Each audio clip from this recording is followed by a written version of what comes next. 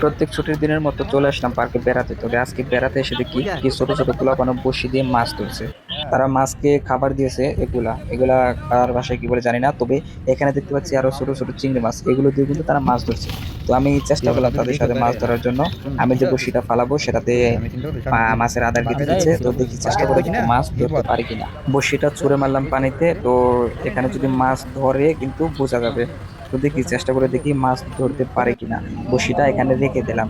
যদি মাছ ধরে বড়শিটা কিন্তু টেনে নিয়ে যাওয়ার চেষ্টা করবে, তখনই বোঝা যাবে যে মাছ ধরেছে।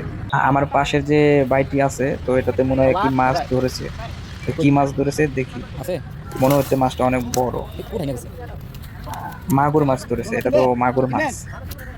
তো আমার আরেক পাশে আরেকজনে কিন্তু মাছ ধরছে। এ কিন্তু মালয়েশিয়ান। তো এটা পুঁটি মাছ, যে মাছগুলো পুকুরে চাষ করা হয় সেই পুঁটি। আবারও সে কিন্তু আরেকটা মাছ ধরেছে, তবে এটা মনে হচ্ছে একটু বড় হবে, আগেরটা থেকে একটু বড়। ওরে ভাই মজা রে। তবে এটা কি মাছ? এটাও পুঁটি মাছ, তবে আগেরটা থেকে একটু বড়। হ্যাঁ, কি কি মাছ মারছে এগুলো কিন্তু সব বের করেছে। তবে তারা বলছে মাছগুলো নাকি বিক্রি করে দিবে।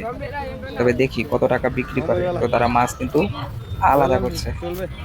তো এখানে একটি মাগুর মাছ আর এখানে কিছু পুঁটি মাছ দিছে।